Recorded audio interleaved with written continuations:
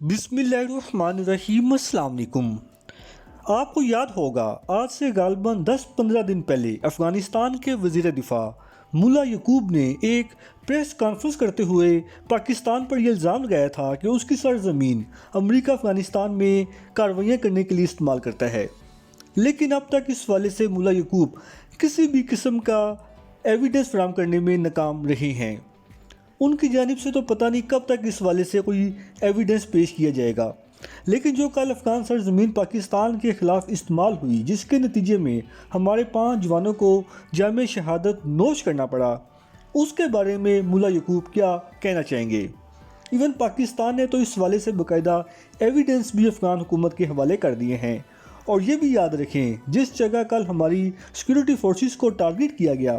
وہ سوات کا ایریا تھا، جہاں سوات آپریشن کے بعد کافی عرصہ امن قائم رہا، اور اب تقریباً 10-11 سال کے بعد غالباً 2009 کے بعد دوبارہ سوات میں اس طرح کا کوئی بڑا دہشت گردی کا واقعہ پیش آیا۔ اس کے علاوہ اس حملے کے نتیجے میں سوات امن کمیٹی کے سابق چیئرمین ادریس خان کی بھی شہادت ہوئی، جو کہ اینٹی طالبان سمجھے جاتے تھے۔ مزید اس ٹاپک پہ بات کرنے سے پہلے آپ اس والے سے یہ ڈان نیوز کی خبر ملاحظہ فرمائیں۔ Swat blast claims 5 lives including peace committee member police. یہ تو ہوگی کچھ وہ ڈیٹیلز جو سوات اٹیک کے ساتھ جڑی ہوئی تھیں،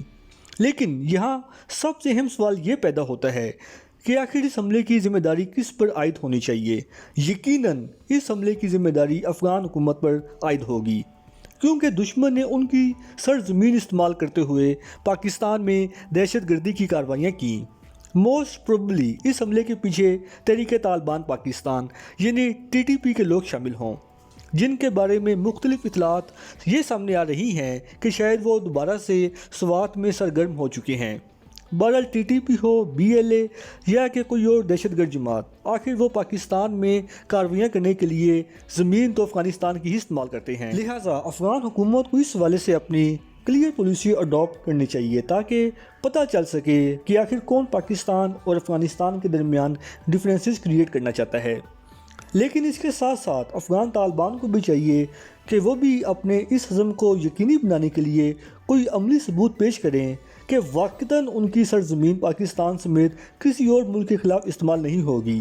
جیسا کہ انہوں نے افغانستان میں اپنا اقتدار سنبھالنے سے پہلے اس عزم کا اعادہ کیا تھا کہ وہ کسی ملک کو اپنی سرزمین پاکستان سمیت کسی بھی ملک کے خلاف استعمال نہیں ہونے دیں گے۔ ایون دوحہ ایگریمنٹ میں بھی یہ شرائط شامل تھیں، بٹ انفارچونیٹلی جب سے طالبان کی افغانستان میں حکومت قائم ہوئی ہے،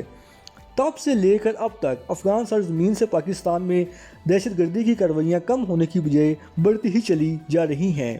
ایون طالبان کو لے کر پاکستان میں عموماً یہ تاثر پہ جاتا تھا کہ ان کی افغانستان میں حکومت قائم ہونے کے بعد شاید پاکستان میں دہشت گردی کی کارروائیاں ختم ہو جائیں، کیونکہ وہ سابق افغان صدر اشرف غنی، عبداللہ اور حامد کرزئی کی سوچ کے حامل لوگ نہیں، جو دشمنان اسلام کے کہنے پر پاکستان میں دہشت گردی کی کارروائیاں کریں گے، بلکہ طالبان اپنے ملک میں اسلامی نظام رائج کرنے کا ارادہ رکھتے ہیں، اور جتنا اسلام میں اپنے ہمسائے ممالک کے حقوق پر زور دیا گیا ہے، وہ بھی ایسا ملک جو کہ اس کا اسلامی برادر ملک ہو یعنی پاکستان،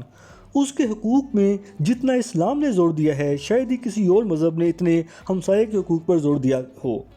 لیکن یہ تب بھی پاسبل ہے جب پاکستان اور افغانستان کی حکومت کے درمیان strong coordination and intelligence sharing ہوگی۔ اس کے علاوہ دونوں حکومتوں کو چاہیے کہ وہ مل بیٹھ کر پرامن طریقے سے اپنے بارڈر ڈسپیوٹس کو حل کریں، اور اس والے سے پاک افغان بارڈر پر فینسنگ کا عمل جتنا جلد مکمل ہوگا اتنا ہی دونوں حکومتوں کے مفاد میں ہے۔ ویسے بھی آلموسٹ 90% کے قریب فینسنگ کا عمل پہلے ہی مکمل ہو چکا ہے، اور جو 8-10% رہ گیا ہے اس کو بھی جلد از جلد کمپلیٹ کر لینا چاہیے تاکہ مستقبل میں دونوں ممالک کی سرحدیں ایک دوسرے کے خلاف استعمال نہ ہوں۔ اور یہی اسلام کا حکم ہے کہ مسلمان آپس میں تو ایک دوسرے کے لیے نرم دل رکھتے ہیں، لیکن جب ان کا مقابلہ اللہ کے دشمنوں سے ہوتا ہے تو وہ پھر سیسا پلائی دیوار بنتے ہوئے ان کا مقابلہ کرتے ہیں۔ یہاں بھی سملرلی یہی کیس ہے، کیونکہ پاکستان اور افغانستان دو ہمسائے اسلامی برادر ملک ہیں، لہٰذا ہمیں اپنے مسائل اسلامی اصولوں کے تحت پرامن طریقے سے حل کرنے چاہیے، نہ کہ دشمنان اسلام کے کہنے پر ان مسائل کو مزید ہوا دینی چاہیے، جو کہ کسی کے بھی مفاد میں نہیں۔ فی الحال اس وقت کے لیے اتنا ہی، ملتے ہیں انشاءاللہ اگلی ویڈیو میں، تب تک کے لیے اجازت۔ اللہ پاک ہم سب کا حامی و ناصر ہو۔